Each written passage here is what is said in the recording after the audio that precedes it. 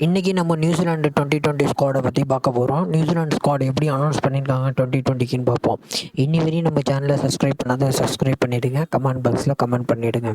New Zealand ஸ்குவாடை பார்த்தீங்கன்னா Kane Williamson captain. மறுபடியும் கேன் வில்லியம்சன் தான் கேப்டனாக அவங்க அப்பாயின்மெண்ட் பண்ணியிருக்காங்க. கேன் வில்லியம்சன் நல்ல ஒரு captain. Finn Allen, Trent Boult, Michael Bracewell, Mark Chapman, David Conway, Lockie Ferguson, Matt Henry, Daryl Mitchell, Jimmy Neesham, Glenn Phillips, Rachin Ravindran, Mitchell Santner, Ishan Sodhi, Tim Southee. Travelling ரிசர்வில் வந்து Ben Sears இருக்காரு. New Zealand ஸ்குவாடை பார்த்தீங்கன்னா நல்ல ஸ்குவாடாக இருக்குது. Kane Williamson வந்து மறுபடியும் 2020 captainship chance கொடுத்துருக்காங்க. அவர் நல்லா தான் கேப்டன் பண்ணுவார். ஓப்பனிங்னால் சூப்பராக இருக்குங்க. ஃபின் அலாமும் டேவிட் கானோவாயும் நல்லா பேட்டிங் ஆடுவாங்க. போன வாட்டி 2020 வந்து அவங்க தான் பேட்டிங் ஆடினாங்க. நியூசிலாண்டு வந்து செமிஃபைனல்ஸ் வரையும் போணுச்சு. லாஸ்ட் வேர்ல்டு கப்பில் டாப் 4 டீம் வந்து குவாலிஃபை ஆணுச்சு. நியூசிலாந்து டீம் வந்து ஒரு நல்ல டீமு. அதே டீம் தான் ஓரளவுக்கு மாற்றங்கள் பண்ணி மற்ற சேம் டீம் தான் எடுத்துகிட்டு போகிறாங்க. நியூசிலாண்டில் பேட்டிங்னா சூப்பராக வச்சுருக்காங்க. ஃபின் அலானும் டேவிட் கான்வாயும் தான் ஓப்பனிங் ஆடுவார். 1 டவுன் வந்து கேன் வில்லியம்சன் வருவார். அப்புறமேட்டு வந்து லாக்கி டேரல் மிச்சல் வருவார் நம்பர் 2ல். 1 டவுன் வந்து கேன் வில்லியம்சன், 2 வந்து டேரல் மிச்சல் வருவார். அப்புறமேட்டு வந்து கிளென் பிலிப்ஸ் இருக்கார், ஜிம்மி நிஷம் இருக்கார். அவங்களுக்கு சூப்பராக பேட்டிங் நல்லா அமையுது. மிச்சல் ஸ்டாட்னர் இருக்கார், இஷான் சோடி இருக்கார், ட்ரெண்ட் போல்ட் இருக்கார், டிம் சவுடி. அவங்க டீம் வந்து வெல் பேலன்ஸ்டாக இருக்குங்க. பவுலிங் பேட்டிங்கும் பார்த்திங்கனாலே வெல் பேலன்ஸ்டாக இருக்குது. நியூசிலாந்து சைடு வந்து டாப் 4க்கு போகிறதுக்கு நல்ல சான்ஸ் இருக்குது. டேவிட் கான்வாய் வந்து ரொம்ப நாள் 6 months 7 months இன்ஜுரியிலேருந்து மறுபடியும் இப்போ தான் வராரு. டேவிட் கான்வாய் எடுத்தோடனே ஆட வைப்பாங்களா இல்லை ரச்சின் ரவீந்திரன் ஆட வைப்பாங்களான்னு தெரியல. நியூசிலாண்டு வந்து எப்பயுமே ஒரு நல்ல ஸ்ட்ராட்டஜி தான் கொண்டு வருவாங்க. பின்னாலான்னா ஒரு அட்டாக்கிங்கான ஓப்பனரு, அவர் கண்டிப்பாக லெவலில் இருப்பார். டேவிட் கான்வாய்க்கும் ரச்சின் ரவீந்திரனுக்கும் காம்படிஷன் ஹெவியாக இருக்கும்.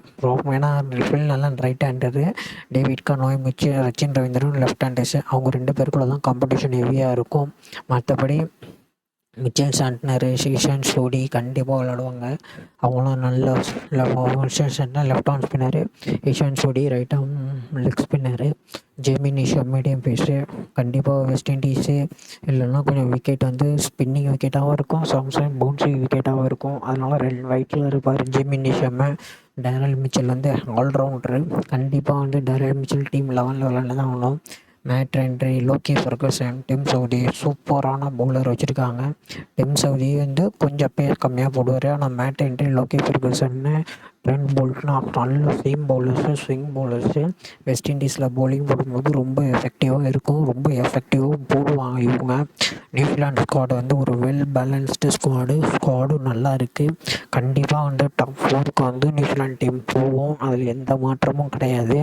ஏன்னா நியூசிலாந்து டீம் வந்து அப்படி பிக் பண்ணி வச்சுருக்காங்க ஸ்குவாடை, கரெக்டான ஸ்குவாடு. ஏன்னா லாஸ்ட் இயர் வேர்ல்டு கப் ஆஸ்திரேலியாவில் நடக்கும்போது கூட டாப் 4க்கு போனாங்க.